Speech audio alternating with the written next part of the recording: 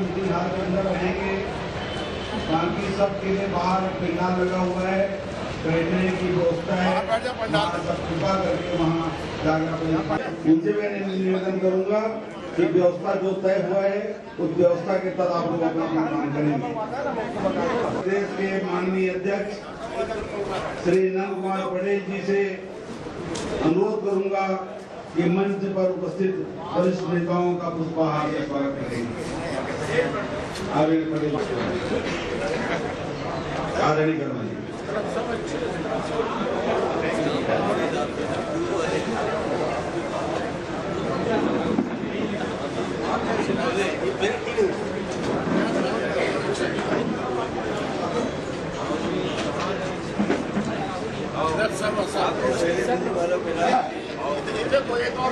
विधायक दल के नेता आदरणीय मैं रविंद्र चौबे जी से भी निवेदन करूंगा कि मंच पर उपस्थित हमारे सभी वरिष्ठ नेताओं का पुष्पहार से स्वागत करेंगे।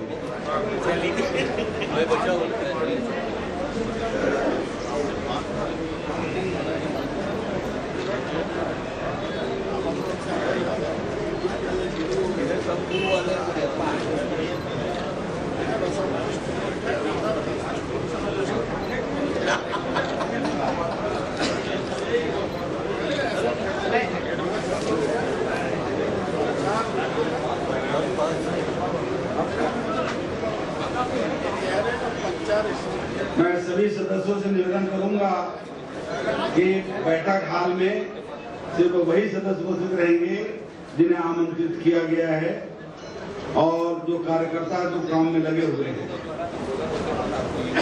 साथ ही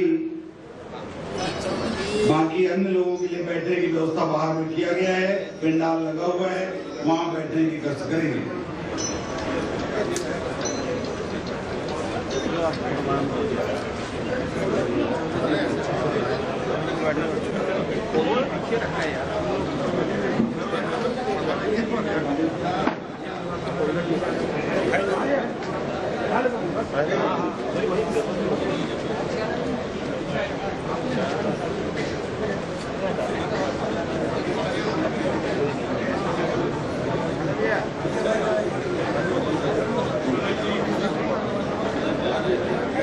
कार्यकारिणी की बैठक के कार्यक्रम को आगे बढ़ाते हुए मैं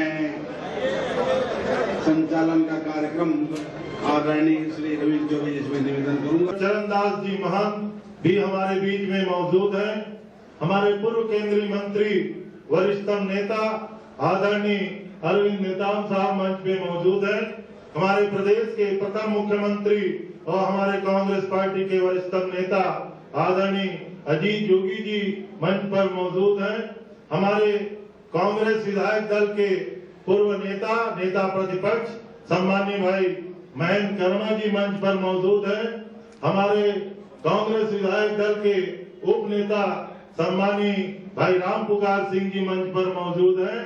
हमारे प्रदेश के कांग्रेस कमेटी के पूर्व अध्यक्ष सम्मानीय भाई धनेन्द्र साहू जी मंच पर मौजूद हैं और इस पूरे कांग्रेस के निर्वाचन के सहायक निर्वाचन अधिकारी सम्मानीय विजय वर्मा जी मंच पर मौजूद हैं तथा हमारे सामने आदरणीय सोनिया जी के द्वारा जिन लोगों को इस प्रदेश कांग्रेस कमेटी की बहुत जिम्मेदारी के पदों पर नामजदगी और निर्वाचन किया गया है वो सारे मित्र यहाँ मौजूद हैं और इस अवसर पे हमारे प्रदेश कांग्रेस कमेटी के नवनिर्वाचित अध्यक्ष आदरणीय भाई नंद कुमार जी पटेल को मैं आमंत्रित करता हूं आज की कार्यक्रम की शुरुआत करते हुए स्वागत भाषण के लिए माननीय श्री नंद कुमार पटेल जी।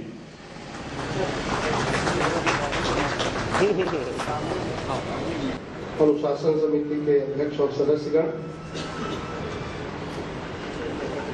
व्यवस्था में लगे हुए साथियों के अलावा जो कांग्रेस जन यहाँ पर उपस्थित हैं, मैं अनुरोध करता हूँ कि वो यहाँ सभा स्थल से स्वयं बाहर चले जाएं।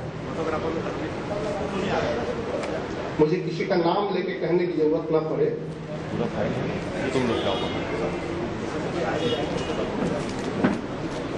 कर्मचारी सुरक्षा कर्मी उनके लिए स्थान निर्धारित है, वो भी अपने स्थान पर चले जाएं। मीडिया के भी साथियों से निवेदन है कि हम प्रेस कॉन्फ्रेंस 3 बजे करेंगे। अब हमारी बैठक है, आप अपने स्थान पर उचित स्थान पर जाए तो अच्छा होगा।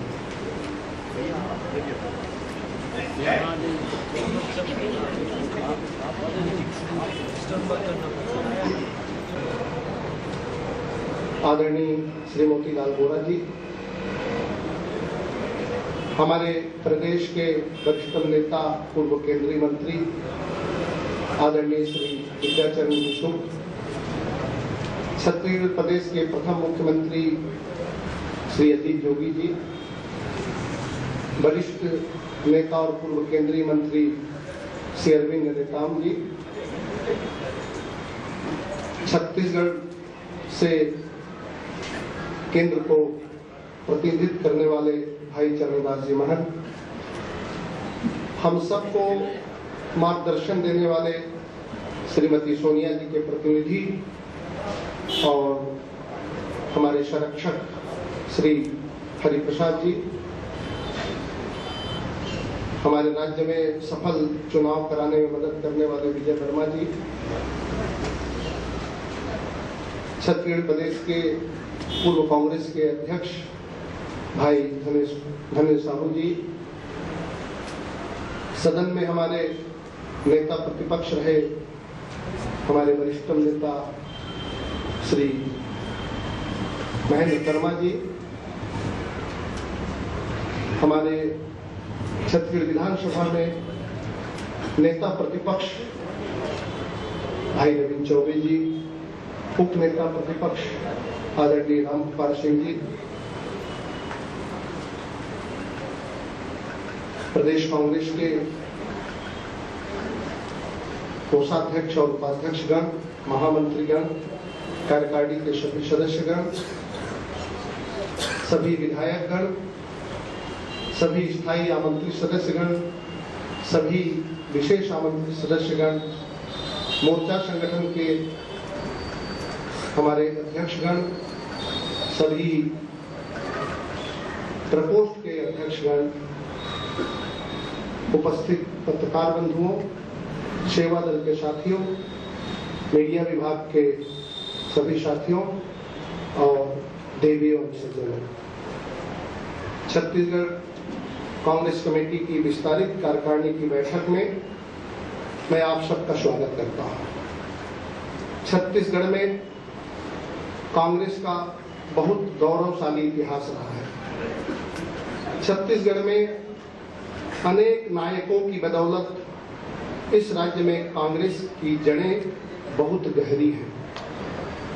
छत्तीसगढ़ के समाज जीवन में कांग्रेस की आंच और धाक आज भी कायम है। यही कारण है कि मध्य प्रदेश में रहते हुए छत्तीसगढ़ में जीती हुई सीटों की बदौलत कांग्रेस की सरकार बनाने में मदद मिलती रही है। आखिर क्या कारण है राज्य गठन के बाद हम निरंतर कमजोर हो रहे हैं? छत्तीसगढ़ में सरकार कैसे बनेगी, इसका रास्ता कांग्रेस के एक एक कार्यकर्ता को पता है। सवाल यह है कि क्या हम उस रास्ते पर चलने को तैयार हैं? अगर हाँ, तो हमें एकजुट होकर इस जन विरोधी सरकार पर हल्ला बोलना है और तय मानिए कि आने वाला समय हमारा होगा। किसी भी राज्य के जीवन में 11 साल का समय कम नहीं होता, पर हालात पिछले 7-8 सालों में राज्य को किस तरह से लूट का केंद्र बना दिया गया है। आज राज्य में खनिज संसाधनों से लेकर वनोपज की लूट हो रही है, किस तरह से एक राज्य के संसाधनों की बर्बादी हो रही है, किंतु ये बातें जनता को समझाने में हम कितने सफल हुए हैं, ये हमें आकलन करना है। छत्तीसगढ़ की भाजपा सरकार का कुशासन और भ्रष्टाचार एक प्रमुख मुद्दा है। इस सवाल को हम कितनी प्रखरता से उठा सकते हैं, यह एक बड़ा सवाल है। कुछ उपचुनाव के परिणाम भले ही हमारे खिलाफ गए हों, किंतु हमने साबित किया है कि अगर हम एकजुट होकर काम करें तो भाजपा के हाथ पांव फूल जाते हैं। हमारी एकजुटता ही हमारी शक्ति बनती है। भाजपा और सरकार की साझा ताकत से हम तभी लड़ सकते हैं जब हमारा अपना कुनबा एकजुट हो। छत्तीसगढ़ की सांसों में कांग्रेस ही बसती है। छत्तीसगढ़ की समन्वयवादी संस्कृति और सबको साथ लेकर चलने की परंपरा और उदारता दरअसल कांग्रेस के चरित्र से मेल खाती है। हम किसी जाति, धर्म और राजनीति का सहारा लिए बिना देश के लिए करने और सोचने वाले दल रहे हैं।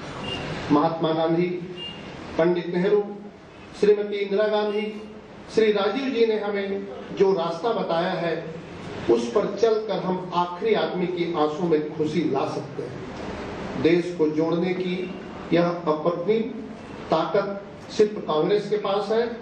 क्या कारण है कि हम अपनी ताकत को भूल गए हैं? हमारे पास आज भी अनुभवी नेताओं की पूरी पीढ़ी मौजूद है जो छत्तीसगढ़ के भाग्य को बदल सकती है। मित्रों और बहनों, छत्तीसगढ़ के मौजूदा सरकार के 7-8 साल का कार्यकाल दरअसल एक दुर्भाग्य का समय है। जितने राज्य को अनेक मोर्चे पर पीछे छोड़ दिया है, चाहे वो मीना खलखो का मामला हो या नेत्र शिविर में गंवाए गए आंख का मामला हो, ऐसी कई घटनाएं जो आत्मा को झकझोर देती हैं। चारों तरफ अराजकता है। किसानों को सही समय पर न तो खाद बीज उपलब्ध कराया जाता है, आदिवासियों की जमीन उद्योगों के नाम से छीना जा रहा है, प्राकृतिक आपदा प्रभावित व्यक्तियों को उचित मुआवजा राशि देने से वंचित है। नक्सल हिंसा की समस्या आज सरकार के तुगलकी निर्णयों से विकराल हो गई है। इन सालों में नक्सली अपना विस्तार करते रहे और हमारी सरकार सोती रही। समस्या भयंकर से भयावह हो गई है। स्थिति खराब से अराजक हो गई। युद्ध लड़ने की बातों के बावजूद इस मोर्चे पर राज्य सरकार कुछ कर नहीं पाई। नक्सली आतंकवाद के शिकार पुलिस वाले हो रहे हैं और आम आदिवासी भी। इन सालों में नक्सली अपना क्षेत्र विस्तार करते रहे। मौजूदा सरकार जुबानी जवा खर्च से आगे नहीं बढ़ पाई। इस जंग में पिस रहे हैं तो आदिवासी। किसी की चिंता, किसी का अड़चन, ये चिंता का विषय है। इसलिए हम आतंक से लड़ना सरकार की पहली प्राथमिकता होनी चाहिए। अब प्रतीकात्मक कदमों के आगे बढ़ने की जरूरत है और बस्तर के जंगलों से बारूद की गंध हटाने का समय आ गया है। किंतु हमारा यह मानना है कि इस समस्या का निजात दिलाने की मौजूदा सरकार में न तो इच्छा शक्ति है और न ही मनसा। शिशु मृत्यु दर में आज भी छत्तीसगढ़ 62% पर बना हुआ है, जो पहले स्थान पर चल रहे मध्य प्रदेश से मात्र 8% कम है। गरीबी रेखा से नीचे जीवन यापन करने वालों का आंकड़ा आज भी 30% को पार कर चुका है। तो यह चिंता की बात है। राष्ट्रीय अर्थव्यवस्था की रफ्तार और विकसित राज्यों के मानकों को छूना जरूरी है, किंतु छत्तीसगढ़ में इन 11 सालों में की यात्रा में तेज प्रगति करते हुए दिखने के बावजूद अभी काफी कुछ होना शेष है। छत्तीसगढ़ की विकास दर काफी ठीक है, परंतु विकास दर या प्रति व्यक्ति के आंकड़े जिन आधारों पर तैयार होते हैं उससे आम आदमी की स्थिति का सही आकलन व्यक्त नहीं होता।